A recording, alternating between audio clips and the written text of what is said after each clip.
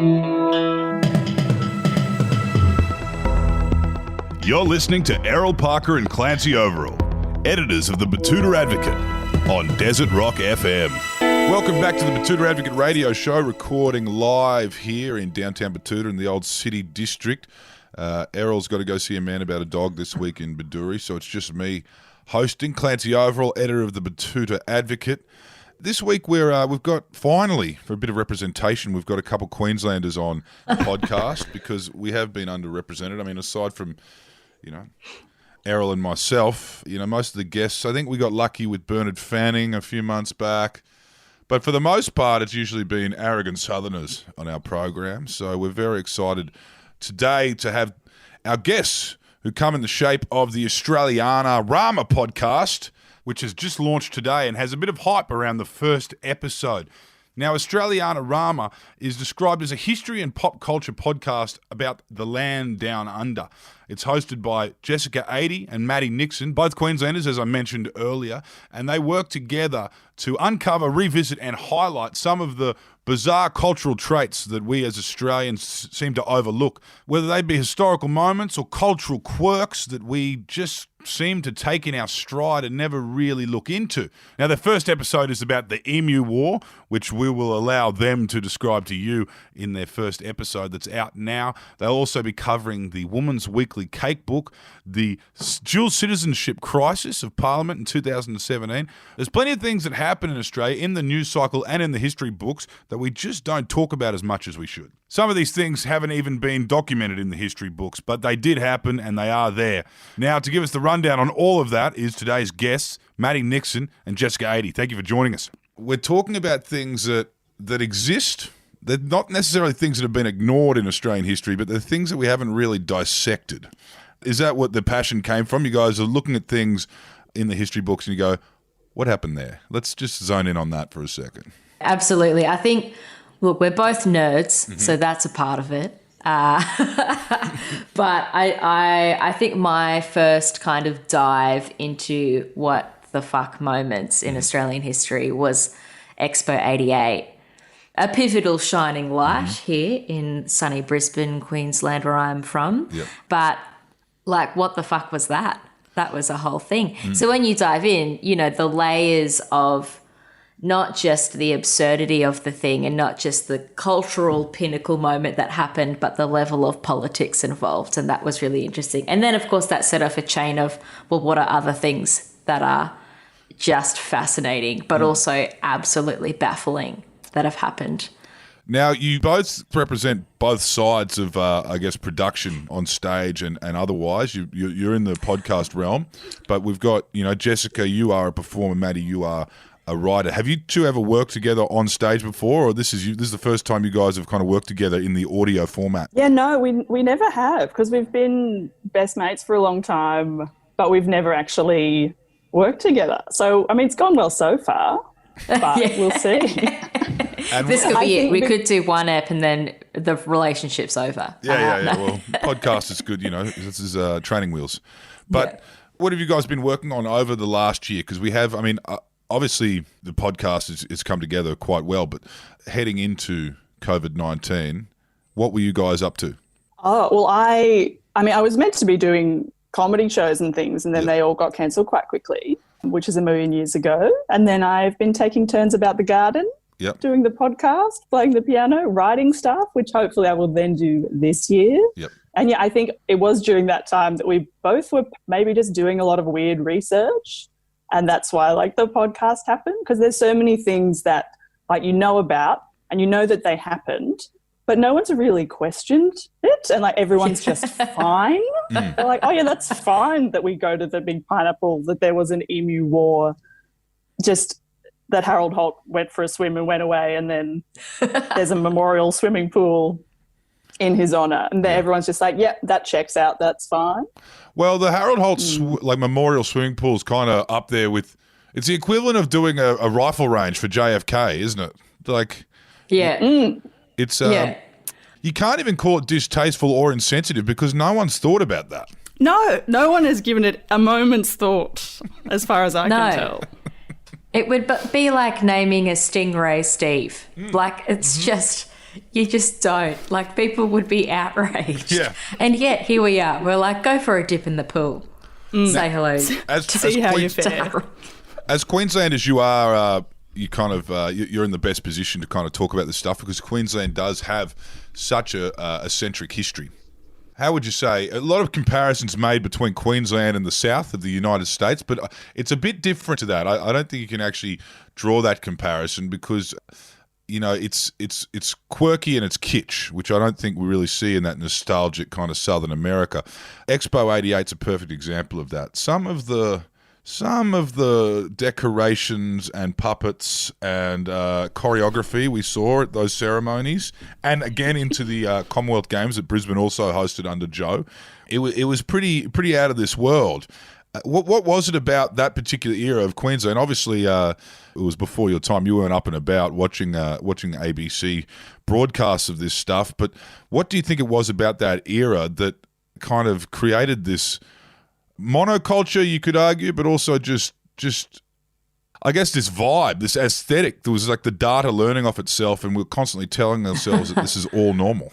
Yeah, I think it's a combination of a few things, but like working in theatre and performance here, we always talk about how Brisbane loves nostalgia. Mm-hmm. Like, Queenslanders love a nostalgia trip. So if you pitch any kind of show or any kind of film or whatever that is about, you know, a kitsch and Australianarama and whatever, like, audiences go off. And I think that period of time, yes, it was this absolutely wild acid trip of colour and culture and performance, but it was an absolute liberation because Joh Bjelke-Petersen had just been done for. And so Brisbane went from, oh, you're not allowed to eat outside, like alfresco dining was illegal, to every single artist has a gig for an entire year and is having the best time of their lives, and people from around the country are coming and partying, and all sorts of nonsense is happening. So it was this, you know, pivotal moment. And Jess and I both went to uni in Brisbane and did arts degrees, and our lecturers were the people who were like, it was the golden era. If you go down Queen Street, that statue, that was me. I posed for that statue from 88, that was me. You know, and they just talk about it as if it was this liberation that happened. And so I think that the aesthetic of that era has definitely lingered on because they're holding on to it like, this is what it is. This is what culture is. So much of it is still there, like visible in the city. You can see the impact of Expo 88 if you look for it. Like the weird statues are still there, Stefan's Needle, like all these things are there. And because my parents had like a year-long pass for Expo 88 because they were meant to be teaching in Brisbane and then got transferred to like Eidsvold. But so they came down on like weekends and on holidays. Like everyone, it's not just Brisbane, like everyone went to Expo 88, which is wild. Sorry, they would come back every single weekend just to maybe not every weekend, but whenever they could make it from, you know, rural North Queensland to Brisbane. That would have been a bit of fun. It's wild. Like, one of the universities in Brisbane, I think it's Griffith, they have the shade sails that were used at the expo, and they're like, we have the shade sails that people were shaded from the sun under these sails at expo. Well, how amazing is that? Sentimental. Yeah. Yeah. Your podcast isn't all about the post-Joe kind of liberation of Queensland. You've got a few different topics coming out in this podcast. Emu War, obviously very interesting, and we won't talk too much about that one because that's the first one out the gates. But you have delved into the Women's Weekly Cake Book. Oh, yes, What sparked this interest? Obviously, everyone who's ever seen one of those cakes is interested in this, but for you guys, what was it? Well, I think because I bought the book during COVID, as did apparently a lot of people, according to my research, and had like made one for Maddie. And like, because it's the vintage edition is the one that they sell. They did release a 40th anniversary one, which is less probo, but it's still the same from the 80s. You can buy it. They haven't removed anything dodgy. It's still there. And it's one of those things that, again, no one's really questioned it. It's just like, no, this is a thing that we all have and that we love, and that's fine. I've seen a swimming pool in action. I've seen the blue jelly swimming pool cake in action. Did you? Were any of you lucky enough to get that as young birthday girls? I never had the swimming pool, but I don't think I ever requested the swimming pool. Maybe one of my siblings did. I've definitely met one. Like I've met her in my life, but I remember having the duck once with like the popcorn. Oh yeah. But not the It's pool. a bit of a cult, all the cooking books in general, particularly before anyone had a great understanding of what Asian food was. Some of the early women's weekly cookbooks were quite. I mean, Rogan Josh was kind of mastered here in Australia in the tabloid magazines. Yeah, and mango chicken, and it was just apparently a curry. Apricot chicken. Oh. Even more exotic, mate. Delicious, though. That's a Sunday night special. I actually have a bunch of old Women's Weekly magazines that I got for collage, but reading them is wild. And there was a whole, I think it's from the 70s, it was like inventive things to do with banana, and then it is just like things that are the introduction of Asian food, and yeah, terrifying. What else are we working with here? In the first 6 Australianarama podcasts coming out, there's one that I'm not familiar with. You're going to have to give us a kind of synopsis on this. The Difficult Bird Group. Oh, you're lucky. So that'll be coming up in a couple of weeks. The Difficult Bird Group are a really amazing team of researchers that I just could not love more, because I think I read about them in an article a while ago, and essentially there's a lot of endangered birds in Australia, and a lot of them just really don't want to help themselves. Like they're not, Yeah. You know how like pandas are like, we don't want to have sex, we're too tired, we're done. Yeah. But we're like, you have to. It's a bit like that. Yeah. It's not just habitat loss, it's a lot of self-sabotage. And that's where the Difficult Bird Group are like chartering planes. They're doing things to try and keep these beautiful and fascinating and ancient dumb birds alive. So I've done some research into them. They're really cool. That's such a patient name, the Difficult Bird Group. Where they're not. It's not patronising in any way. It's not passive aggressive. It's just this is what we're dealing with.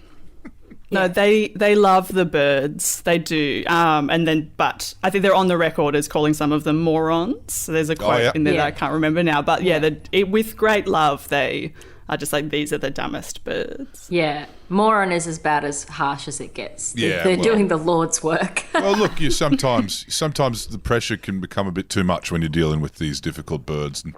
And, I'm sorry I said it.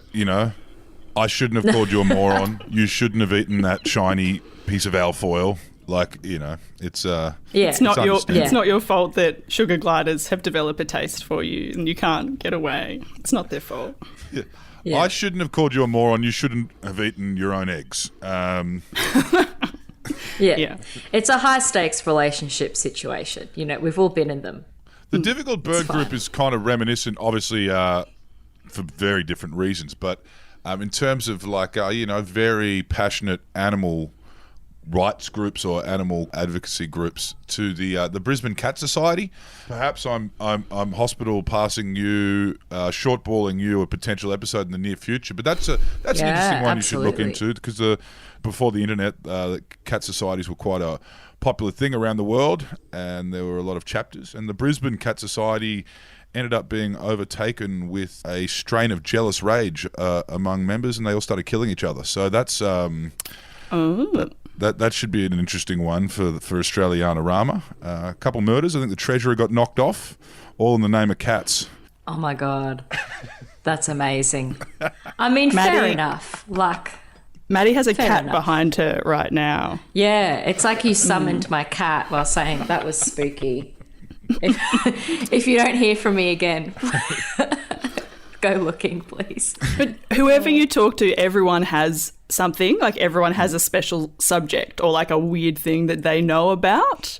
And I think that's another thing that I wanted to do with the podcast, is just if there's a special guest that has a special topic that they want to talk about that they don't have any profession in, but they just really care about, it's like, yes, tell me about the CWA or the Cat Society or whatever. And I will go down the rabbit hole. One more recent, kind of phenomena in Australia that almost everyone listening to this podcast and listening to your podcast will remember is the dual citizenship crisis that took place around 2017. It was probably the first arrow that Turnbull took to the knee within his own party. Yeah. I think it was before Barnaby. Well, Barnaby was a big part of this. It was before Barnaby had a little, New Zealander surprise of his own to worry about. Yeah. Can you tell us about this? Because this is something that hasn't really been drilled down on. And as it was happening, sure, we were shocked. New names pop up, starts with the Greens, kind of ends up going through the National Party. And then Labor's sitting there very, very cocky saying, one thing Labor's good at is digging up dirt on their bloody members, heading into pre-selection. And then, of course, a couple Labor guys go down. Yeah. Tell us a little bit about this and what you've found. Look, if there's one thing that could unite every party, it's that everyone had a dual citizen in their midst. Yeah, I think it's one of those... Pauline Lambie.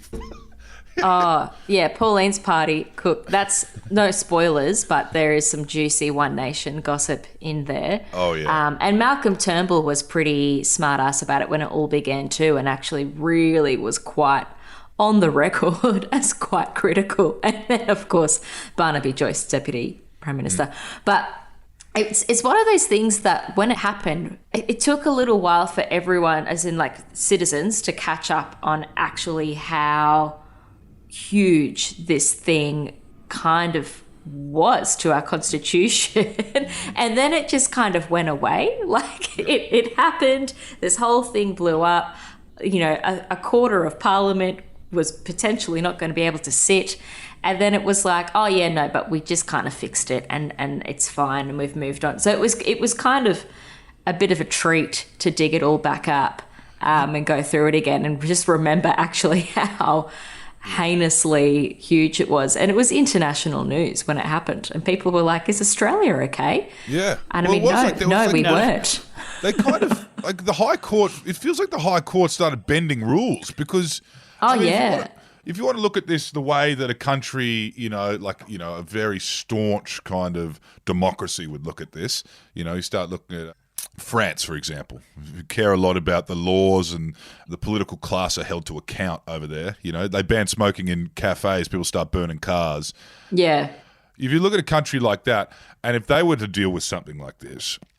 Oh, yeah, anarchy. It'd be anarchy, but it'd also be like, we'd go down that rabbit hole. The High Court chose not to. They just sacked a couple of sitting MPs. But really, if potentially a quarter of Parliament were dual citizens and therefore illegally elected, do we go back and repeal every law that every single one of them has voted on?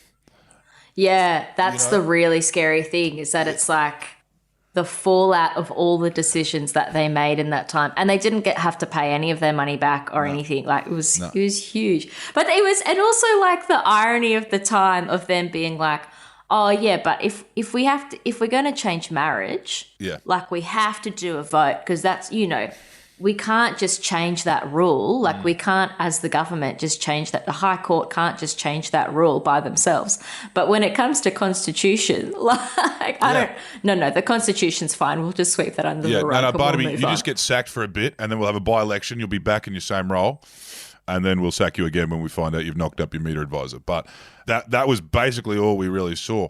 And also, it's funny you say with the plebiscite and the backdrop in 2017, but you also had the had 2016 where we had the kind of the rise of ISIS and the hysteria and a lot of the xenophobia really ramped up and Peter Dutton was really given a platform, and then all of a sudden we realised 1 in 4 Australians are native-born to native-born parents, and it shone through very much so in our political class. I mean, who would have thought Jackie Lambie's dad was Scottish? Barnaby Joyce for that matter. 13 years in the Senate, legally elected. I look forward to this episode. Yeah, it's good. It's good. It's a good, all of those pent-up feelings. Have a listen and just get them out. Now, well, I'm going to be obviously. You can tell I'm excited for the episodes, but can you give us a rundown on any dreams you want to? If we gave Australianarama $1 million tomorrow, what is the story you would chase? Mine's got to be. I mean, we've already spoken about it, but it's got to be Betoota Peterson. But that you could do like an entire 3-season podcast on that. But if you were to do the proper deep dive, absolutely, and interview people in and around the drama as it, fell apart. The Dean brothers. You could do a whole episode on the Dean brothers. They were the Indian Muslim demolition family who Joe was very good friends with, who would do whatever he said in the middle of the night and perhaps knock down Cloudland at 2 a.m. by accident. Yeah. Yes, we've come across them once or twice. What is that? I worked at Boggo Road. So. Jessica, what about you? It's just, I wouldn't want to pick one. I want to have the time to go into every little strange thing that we could and have guests on. And because another thing that we're going to do is like go into like pop culture as well as history, like occasionally watch a film and interrogate that sort of thing. Yeah, because I really enjoy finding out just the strange things that everyone's accepted and been like, this is fine. And just finding out more about all of those. So I don't think there's one that I could pick. Although I do look forward to researching my special subject, the big pineapple, in more depth. So that'll be coming. On that note, I think you've left us with a lot to look forward to. Just quickly, was the big pineapple the first big thing? I don't know. I've not Googled it. No. I don't think so, because that was in the 70s. There'd be earlier big things. Uluru, which was not as big as the real one. And some may say the small, sad, appropriated Uluru. So therefore, not the big. Yeah. Look, the big pineapple may not have been the first, but it might be the most important. Yeah. It's certainly in my life. There in the in the kind of hinterland of the Sunshine Coast, you could find an episode in every town you pull into. So Nambour, Ruddy and Wayne Swan in the same grade at school.